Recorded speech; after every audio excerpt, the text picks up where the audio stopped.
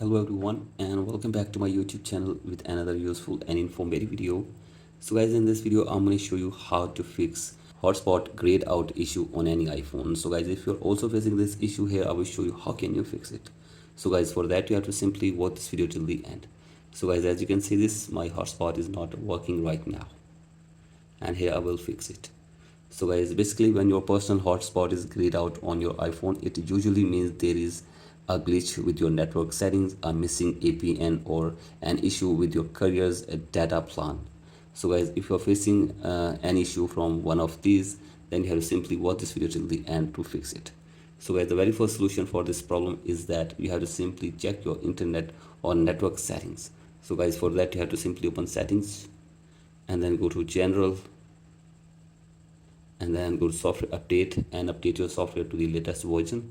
After this, go back and you have to simply go to cellular from here, and from here turn off the cellular data for one time, and after this turn it on, and after this go back and turn off Wi-Fi for some time, and after this turn it on as well. So guys, do this and check if the problem is fixed or not, and if the problem is still there, then go for the next solution. That is, you have to simply reset network settings of your device. So guys, for that you have to simply go to general and then scroll it below and then go to transfer reset iPhone, tap on reset and reset network settings of your device for one time as well. So guys, do this and check if the problem is fixed or not, and if the problem is still there, then go for the next solution. That is, you have to simply open settings and then you have to scroll it below and go to screen time, and from here you have to simply turn off screen time from here.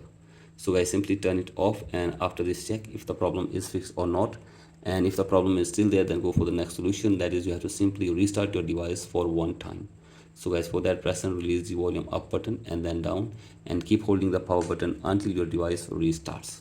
So guys, do this, and after this go for the next solution. That is, you have to simply update your device to the latest version as well. So guys, for that, go to general, then go to software update and update your device to the latest version. So guys, do this and check if the problem is fixed or not, and if the problem is still there, then you have to simply contact the Apple support team for further information and help from the support app. So guys, hopefully they will try to fix this problem for you within 24 hours. So guys, that's it for today's video. Hope this video helps you. Please like and subscribe to my YouTube channel as well. Thank you.